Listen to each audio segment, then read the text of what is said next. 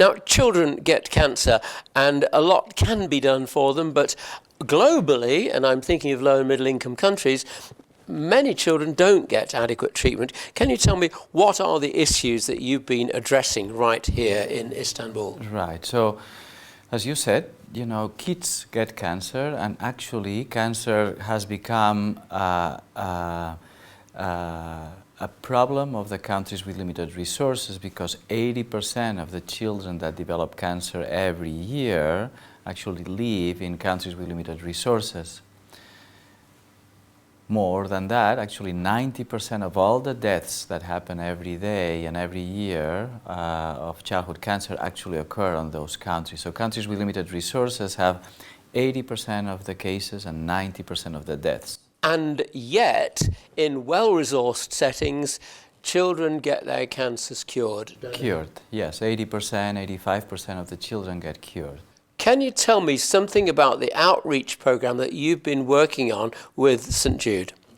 So St. Jude has developed for many years now, close to 15 or 20 years, partnerships with many countries and programs in limited resource settings. That's what we call a twinning model. This is a model that St. Jude has done, but other institutions around the globe have also done. So this is a very common model that has been explored in pediatrics. So the way that these models work, and particularly the St. Jude model with more than 20 centers around the globe with which St. Jude has partnered, is what we call a twinning. And twinning is a very close partnership.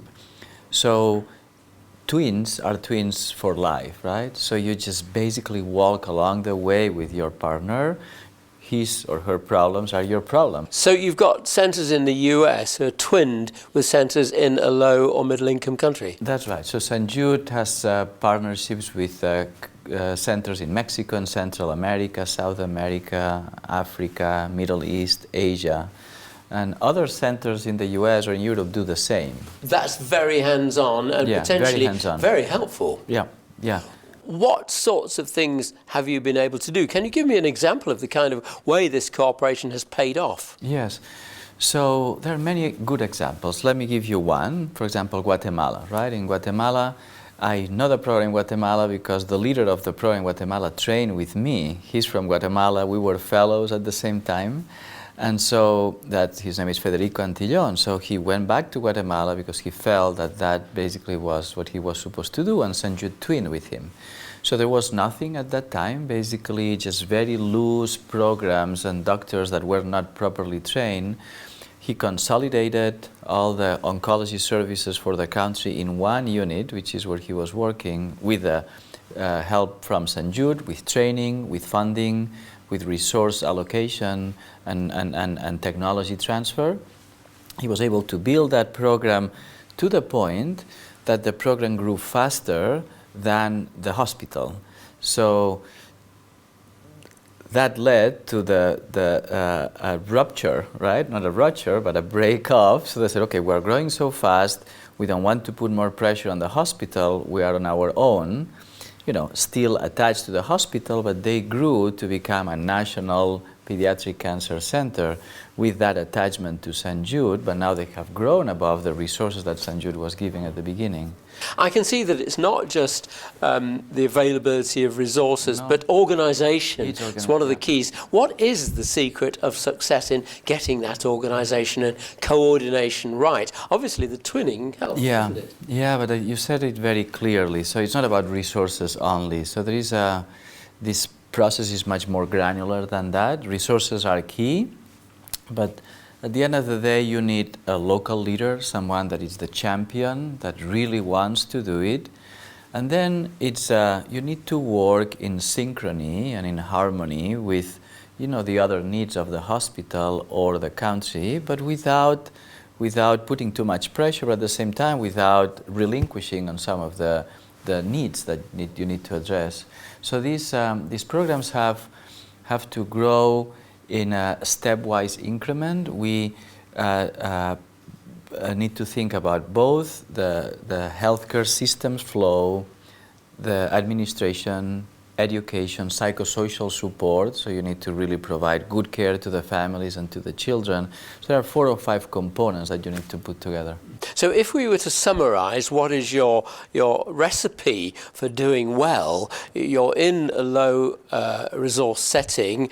What are your quick summary of how to fix it? Yeah, so you need three components, I think. One is a good local leader that knows how to do it, that is partnered, if possible, with a center in a high-income country that can provide the resources, if not the resources, the advice. You need a hospital that is willing, and a government that is willing to take that risk and host and have the capacity to grow. And then, very important in that recipe is a grassroots movement, right? Like an advocacy group, a local advocacy group that can provide that third component, which is that pressure, right, in a sense. It sounds marvellous, but how do you persuade the centres of excellence in well-resourced countries to participate in this? Yes, I think that what I say is a moral imperative. So I would always say, you know, you don't have any other choice, right? So the point is that we are pediatric oncologists. Our goal is to cure childhood cancer, period, right? And that means curing my kids and all the other kids. I don't think that I'm doing a good job if everything I do as an academician, as a researcher, as a program leader is focusing on 20% of those children. So the point that I try to make is that the breakthrough in childhood cancer will come the moment we resolve the global problem, right? That will be the true breakthrough, not through the use of, say, you know, molecular therapies, right? And the true breakthrough will be when we are able to provide access to care and cure, you know, with standard of care, the majority of these kids.